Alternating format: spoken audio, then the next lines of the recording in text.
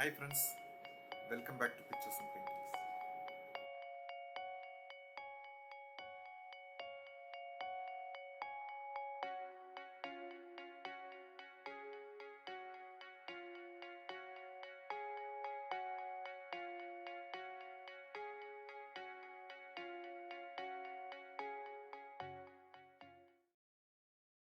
Like usual, I started the pencil sketching stage by roughly blocking the shape of the character and see how my composition is going to be.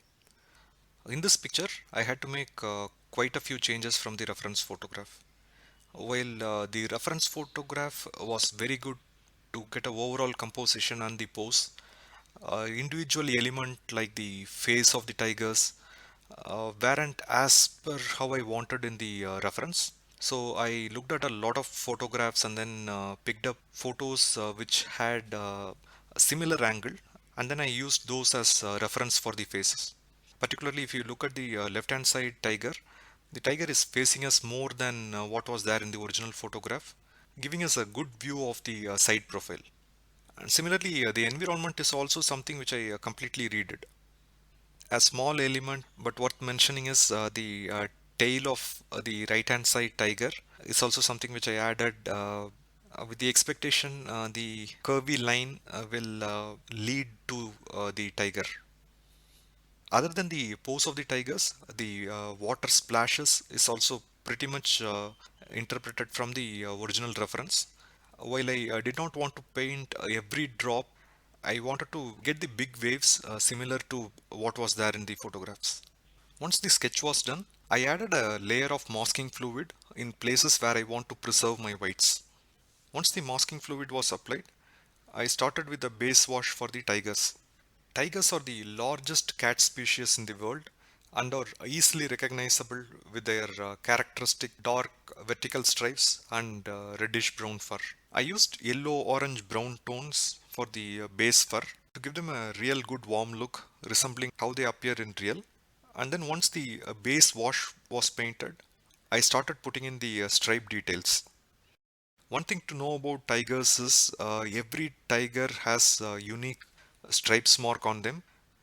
That's one of the way the individuals are identified by the rangers and conservationists. So when I was sketching these stripes, there was no real need for me to mimic these stripes exactly like how it was in the reference. So I started with the portions where I liked these stripes, and then the rest were filled based on the space which was there. At this stage, I wasn't sure how the stripes would integrate with the base color. So I kept my first pass very pale and used gray rather than actual black for the stripes. Once a pass of both the tigers were painted, I decided to do a similar base wash for the background. I started with the water. I used a greenish tone and for the ripples a darker version of the green. At this stage I did not want to add too much of detail in water. I just wanted the colors to be like a placeholder and went on to paint the grass strands. I used big flat strokes for the base wash of grass and used a few variants of green to give it a more natural look. I also introduced a lot of brown in the grass to help relate the environment with the character. Otherwise, they might look like they are completely different color schemes. I painted some darker portions in the grass to give it a more denser look. Once the base wash of the grass is painted, I started removing the masking fluid and blended the grass strands with my loose base wash. Painting the water splashes was fun. In fact, I was scared and worried how it will turn out, but surprisingly, it wasn't that challenging. The easiest way to paint these splashes is to leave the white highlights untouched and then just paint the shadow portion. I used a muddy yellow and green color to paint the shadow or the darker portions of the splash and left the highlights untouched. My original plan was to paint a lot more details on the splash and paint in a lot of finer details, but midway through I sort of liked what I was getting. I was pretty much happy with the look of water. It was having a good painterly look to it, so I decided to leave it at that stage and then revisit later. Now I had a good base wash for every element in the painting, and I was happy with how the environment and the characters were feeling integrated. So I decided to go back to the tigers and add more details. I made the stripes more darker and also tried to paint hints of fur in a lot of places. Having the masking fluid allowed me to paint fast and fluidly. The masking fluid is a liquid which you can apply in places where you want to preserve the paper white.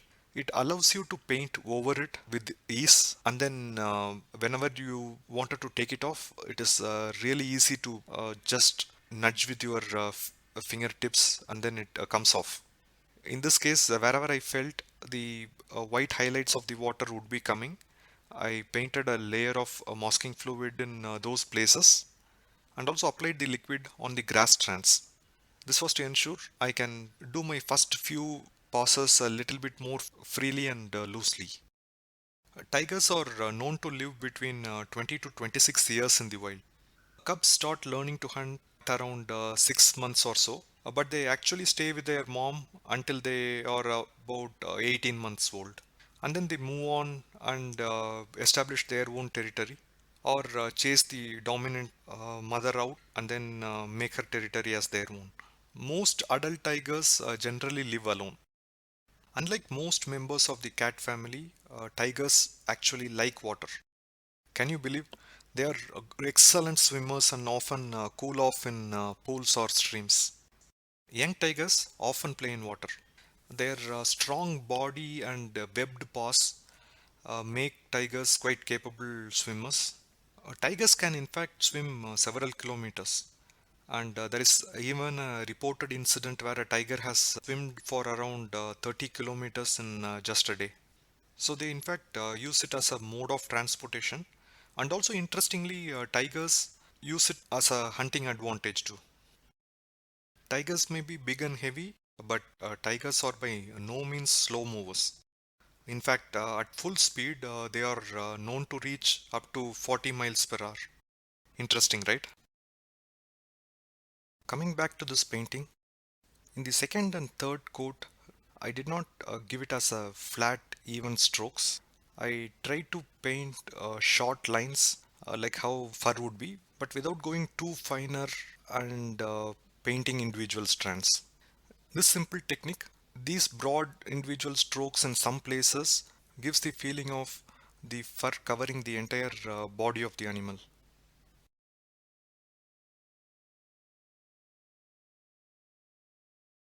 Once the tigers were painted, I went back to adding more detail in the water. One thing which makes the water more believable is the reflection details. I just used the turbulence in the water to my advantage. It's not a clean, calm water. We don't have to exactly mirror the reflection. So just painted a few indicative strokes of the reflection and that started working well. I was done at this stage. I just wanted to experiment a little bit with using white from a different medium to see how it works with a watercolor painting. So I used acrylic white and then added a few fine droplets around these big splashes. I was careful not to overdo it, and as final finishing touches, I darkened some portions of the water and the tiger. The picture was almost there. I felt the tigers were overall looking a little desaturated. So it added a little bit of saturated yellow orange colors in their coats. And that's it. I was done.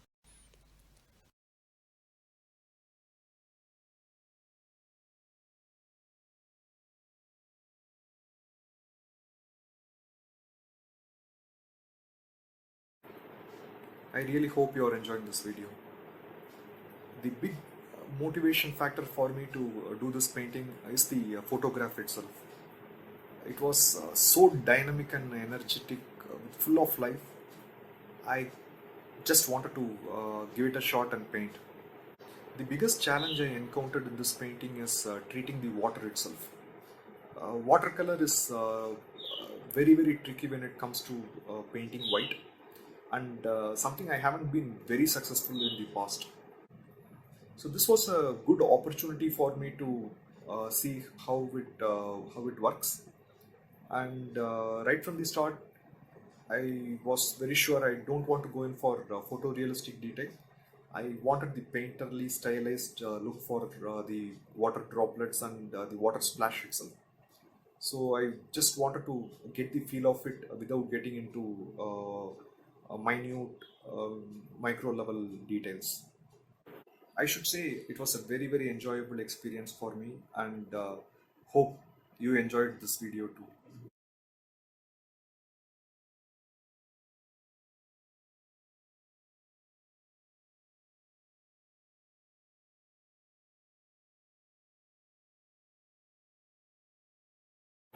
Thank you for watching this till the end.